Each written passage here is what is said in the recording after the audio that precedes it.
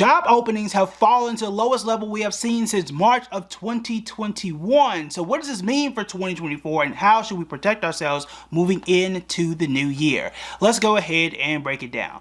We found that we added 8.7 million job openings, which is starting to fall off. It was more than 9 million last month, and things are obviously starting to slow down. So what are the things that we need to get ready for, and what does this mean for the broader stock market, and what does it mean for the economy?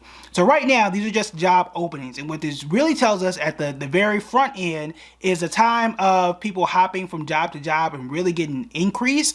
That has stopped. There used to be a point where there were 3 jobs to every 1 person, which was great for the labor market, which we have discussed on this channel before. You wanted a job, you can say, look, I got 2 job offers, whoever's the highest bidder, right? Which is an amazing time for us to go out there, get a great salary, get a great job. Well, that's starting to slow down, which means that it may not be as opportune for you to go from job A to job B. Now, that's not every single person should say put, okay? But it does mean that you might not want to just jump without having another offer out there, which is not something that I've ever done or would recommend doing, but there were people who did it.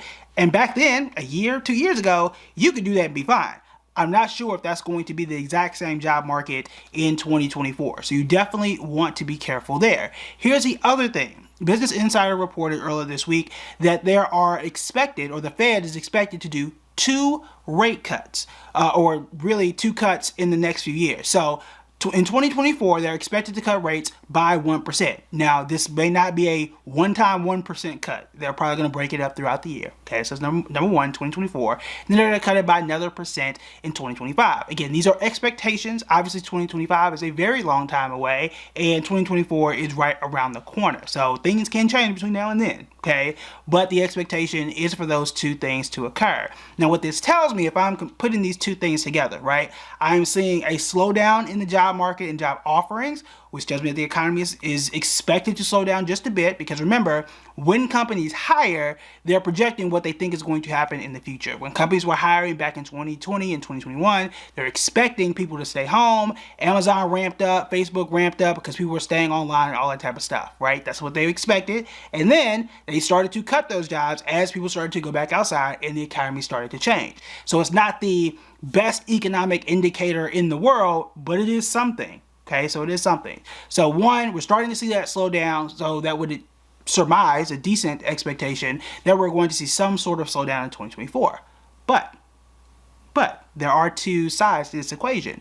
Just as we saw this year, as the Fed increased rates, there were worries about slowdowns. There were banks that closed earlier this year, which sounds like it was years ago. It was just March of 2023. Well, with the Fed expecting to start to cut down rates, that usually accelerates the economy. Companies borrow, companies hire a bit more. So it sounds like the Fed is trying to balance the 2 to keep us on what they call that soft landing and keep the economy moving in a good and positive direction. That is possible. Now, I know there are some that are very pessimistic and say, nah, it's recession all day, every day. They said that all 2023 and it hadn't been the case. Okay, so there you go. Okay, and we'll see what happens in 2024. Right now, the Fed has proven to do what they said they were going to do and have a soft landing, and so far that has been the case. I would expect at this point in time, that things are going to be okay from that front. Obviously, again, so many things are out there. There's always something else that can happen, and there is also a presidential election, which can throw all this stuff in the grinder. Okay, so it's still early for anything to happen, but it sounds like they're trying to balance the 2. I will say, for the investor perspective, generally speaking, as rates start to decrease, tech stocks tend to do even better during those times. Companies start to expand a bit more, they borrow more money, and they hire and really start to ramp up the economy. The low rates is one of the reasons why we saw the biggest bull market in history after the Great Recession up into the pandemic. So we're talking 2009 or so up to about 2019. That was the greatest run we had ever seen. Now, it's not a guarantee that we're going to see one from 2024 or 2023 to 2033, but I'll take it, right? I will definitely take it, but that is something to consider. Should we cut rates? It's about to be on and popping. Now, it does mean something for people who are looking to buy a home or a major purchase. I have some thoughts about that. I don't know if that's going to be the absolute best thing. I feel real bad about the homeowner market. I can get into that in a separate video. Just let me know if you want me to do that in the comment section below. But the other thing you need to do is this, okay?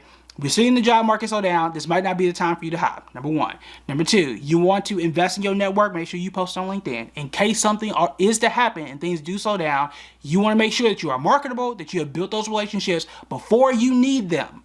You don't want to call somebody and say, hey, how are you? I need a job.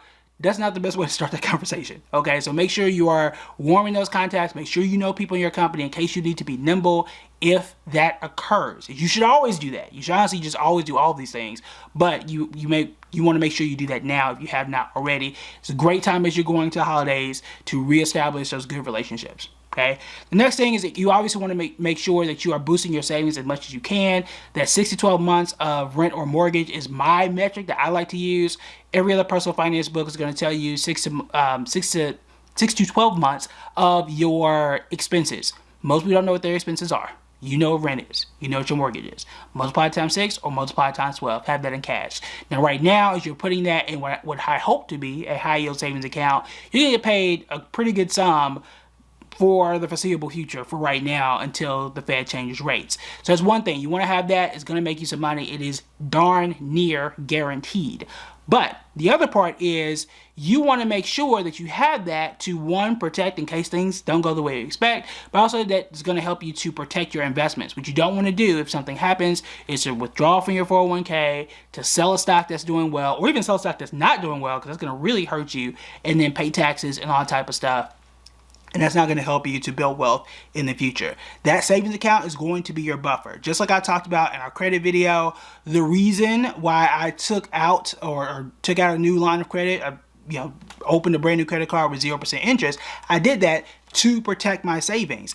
And that helped me to buy a car because I had something that was unexpected. So you want to make sure that you have that. Because if we can see now that job openings are slowing down, hey, that's enough. That's enough of a yellow flag to say, look, let me get my stuff together and let me just double check and cover all my bases right now while I can. The great side of this is if in 2024 we don't see a slowdown, the economy is fine, the stock market's up and everything's great, you don't really lose anything.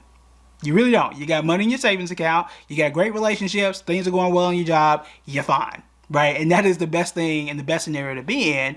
And if things do go south, you are ready. If they don't, you're ready in either scenario. And that is the best scenario I think that most people should be in. You never want to build the ark when it's raining. Do it now before things get cloudy. So that's the best way to look at it. I'll also say this, if you're looking to add some stocks to your portfolio, right now is the time to start to do that research as you move into 2024. I've got a list to help you out. You want to check out that video right here.